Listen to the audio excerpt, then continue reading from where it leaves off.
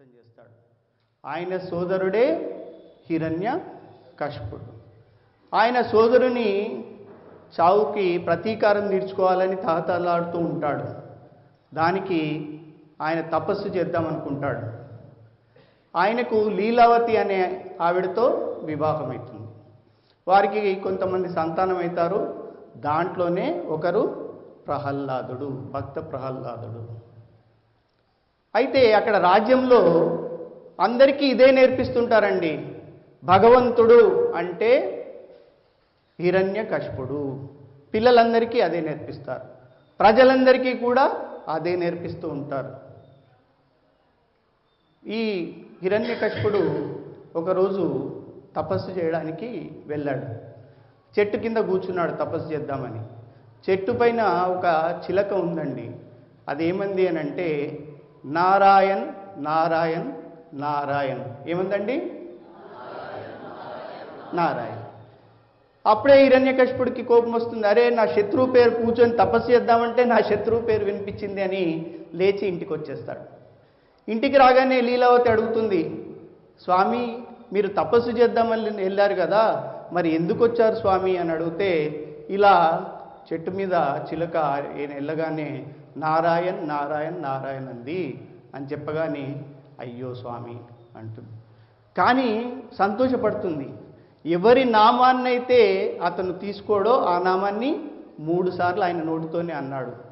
ఆమె ఏమనుకుంటుందంటే, ఎలాగైనా ఈ నామాన్ని ఒక 108 సార్లు అనిపిస్తే ఒక మాల అవుతుంది, ఎలాగైనా ప్రయత్నం చేద్దాం అనుకొని కాసేపటికి ధైర్యం చేసి, స్వామి నేను మర్చిపోయాను, మీరు తపస్సుకి వెళ్ళారు, ఎందుకు వచ్చారంటే, చెప్పాను కదా నారాయణ నారాయణ అన్నది, అందుకే. మళ్ళీ కొంత సమయానికి మళ్ళీ అలా అడుగుతూనే ఉంది. సాయంత్రం అయిపోయింది. ఎన్నిసార్లు అయిందండి? 105 సార్లు చెప్పాడు. ఇంకా ఎన్నిసార్లు చెప్పాలి మాల అంటే? 3 సార్లు చెప్పాలి. ఇక రాత్రి అయింది. ఆవిడ పాల గ్లాస్తో వెళ్ళి, స్వామి దయచేసి కోపడకండి, ఈ మధ్యలో నాకు మతిమరుపు ఎక్కువ ఉంది, ఇంకోసారి అడగను, ఇది చివరిసారి, మీరు ఎందుకు వచ్చారంటే, అరే చెప్పాను కదా చిలుక 3 సార్లు నారాయణ నారాయణ నారాయణ అంది అని. అయిపోయింది. 108 సార్లు ఒక మాల అంది. ఆవిడ సంతోషపడి. ఇక ఒకరోజు మన ప్రహ్లాదుడు ఆడుకుంటూ రాజభవనానికి బయటకు వెళ్తాడు. అక్కడ ఒక కుమ్మరి అంటే కుండలు చేసేవాడు ఏడుస్తూ ఉన్నాడండి బాగా. ఏంటయ్యా ఎందుకు ఏడుస్తున్నావు అంటే, నేను ఒక 2 చిన్న పిల్లి పిల్లల్ని పెంచుకున్నాను, నేను చూడకపోతే అవి కుండలో ఉన్నాయి, నేను వేడికి చేయడానికి మంటలో పెట్టాను, అవి చనిపోయాయి, దాన్ని బ్రతికించమని దేవుణ్ణి కోరుకుంటూ ఏడుస్తున్నాను అంటే, అరే ఏడవడెందుకు, భగవంతునికి నేను చెప్తా, నీకు భగవంతుడు తెలుసా అని అడుగుతాడు. తెలియడం ఏంటి, నేను ఆయనతోనే ఉంటాను, ఎందుకంటే ఆయన ఏంది హిరణ్యకశిపుడే భగవంతుడు అనుకుంటున్నాడు. అప్పుడు కుమ్మరివాడు అన్నాడు, హిరణ్యకశిపుడు సామాన్య మానవుడు, ఆయన దేవుడు కాదు అంటే, వాళ్ళ నాన్నను తక్కువ చేసినందుకు ఆయన కోపం వచ్చి ఖడ్గం తీస్తాడు. ఓహో హిరణ్యకశిపుడు దేవుడు కాదా, మరి నీ దేవుడు ఎవరు, నేను నా దేవుణ్ణి చూపిస్తా, నువ్వు నీ దేవుణ్ణి చూపించు, లేకపోతే నీకు మరణము తప్ప ఇంకొక వేరే గతి లేదు అని చెప్తాడు. ఆయన ఏడుస్తూ శ్రీహరిని వేడుకోగానే ఆయన విరాట రూపంతో శంకు గదా చక్రము పద్మంతో ప్రత్యక్షమయ్యాడు. ఇక ఆయన ప్రహ్లాదుడు అది చూడగానే సమ్మోహితుడైపోతాడు. ఖడ్గము కింద పడేస్తాడు. ఏమి ఆయన నుంచి ఒకటే నామం నోటి నుంచి, ఏం నామము? ఫస్ట్ నారు.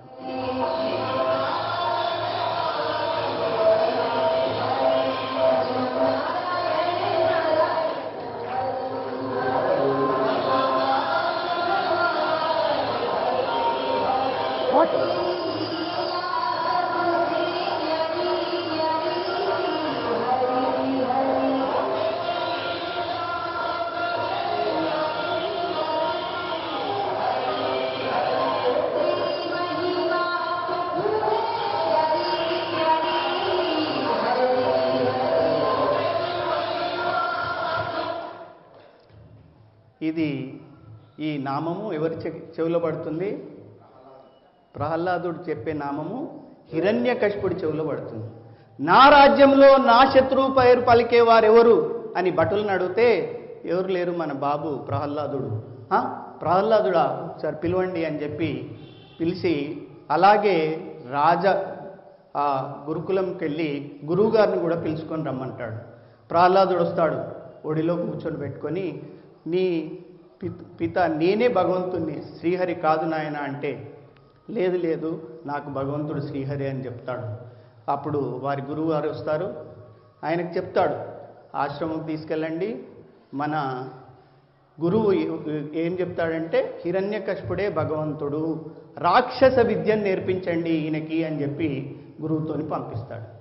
గురుకులంకి వెళ్ళిన తర్వాత అందరూ ఈయన హిరణ్యకశిపో నమో నమః అని గురువుగారు చెప్తే, లేదు లేదు లేదు ఓం శ్రీహరి శ్రీహరి అని ఈ ప్రహ్లాదుడు చెప్తాడు. లేదు లేదు చెప్పకూడదు అని మళ్ళీ హిరణ్యకశిపో నమో నమః అని అంటుంటే గురువుగారి ఆరోగ్యము క్షీణించడం మొదలవుతుంది. కడుపులో బాధ. అయినా ప్రతిరోజు వైద్యులు వస్తున్నారు, మందులు ఇస్తున్నారు, తగ్గట్లేదు.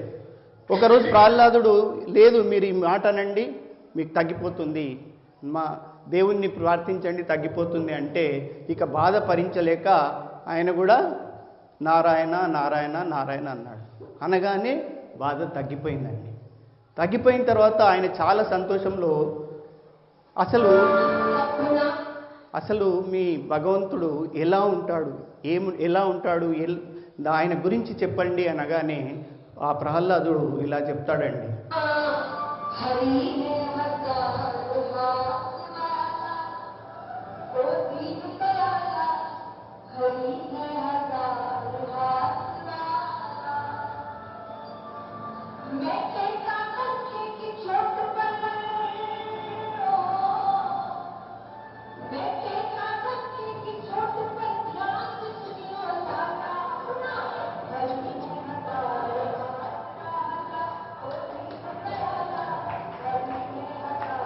వేయి చేతులతో ఉంటాడు హరి.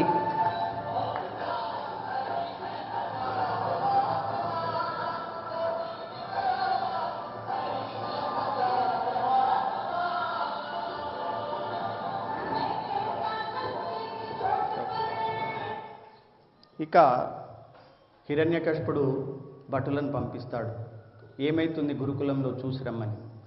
వారు వచ్చి హిరణ్యకశిపుడికి చెప్తారు, అయ్యా అక్కడ ఏమి రాక్షస విద్య లేదు, ఏం లేదు, హరి భజనలు సంకీర్తనలు ఇవే జరుగుతున్నాయి అనగానే చాలా కోపంతో, ఇక నాకు ఆ కొడుకు అవసరం లేదు, వాన్ని కొండలపై నుంచి నెట్టేయండి అంటాడు.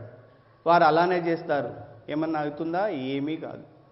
పోనీ వేడివేడి నూనెలో పడేయండి అంటాడు, అయినా ఏమీ కాదు.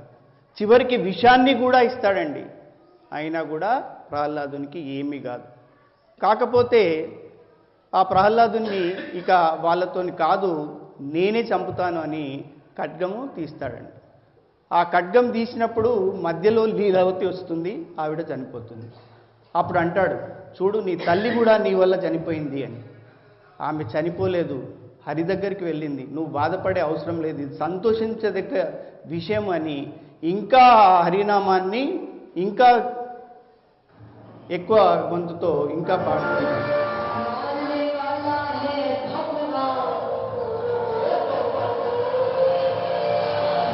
సౌండ్ తక్కువ.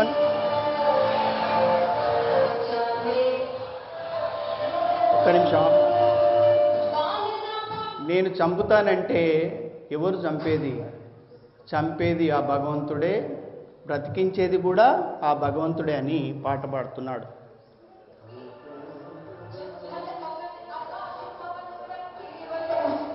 అదిగా ఫస్ట్.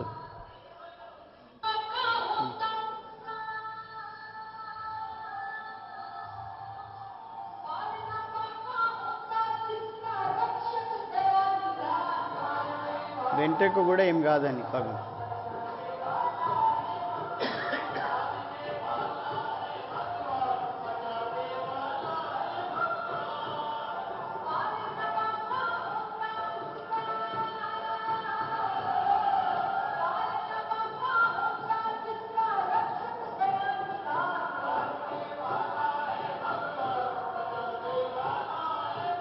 చాలు. అప్పుడు అడుగుతాడు, ఎక్కడున్నాడు నీ భగవంతుడు చూపిస్తావా అంటే ఆయన చెప్తాడు, ఇందుగలడందులేడని సందేహము సర్వోపత్. మీకు అందరికీ తెలిసిన విషయమే.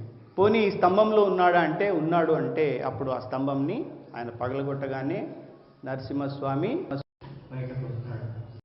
బయటకు వచ్చి ఆయనతో అంటాడు హిరణ్యకశిపునితో, నీవు బ్రహ్మదేవుని ఏం కోరిక కోరావో గుర్తు తెచ్చుకో. ఒక అస్త్రంతో కానీ శస్త్రంతో కానీ చంపబడకూడదు. నేను అస్త్రాన్ని శస్త్రాన్ని బ్రహ్మ ఇచ్చిన వరానికి లోబడి అస్త్రంతో కానీ శస్త్రంతో కానీ చంపట్లేదు, నా చేతి గోర్లతో చంపుతున్నాను అని అంటాడు. అలాగే 12 మాసాల్లో చంపబడొద్దు అంటే ఇది 13వ మాసం. ఏ మాసం అండి? పురుషోత్తమ మాసంలో చంపుతున్నాను అని చెప్తాడండి. ఇది పురుషోత్తమ మాసం. మొన్ననే నరసింహ జయంతి అయింది. అలాగే పొద్దున రాత్రి చంపకూడదు అన్నావు, ఈరోజు సాయంకాలం చంపుతున్నాను నేను. ఇంటి లోపల బయట చనిపోకూడదు అన్నావు, నేను గడప మీద నిన్ను చంపుతున్నాను అని చెప్పి ఆయన్ను అంతమొందిస్తాడు. నరసింహస్వామికి జై. చెప్పండి, నరసింహస్వామికి జై. అందరికీ ఆ నరసింహస్వామి కృపా కటాక్షాలు ఉండాలని కోరుకుంటూ సత్సంగ్ సభ్యులందరూ ఆనంద ఐశ్వర్యాలతో తులతూగాలని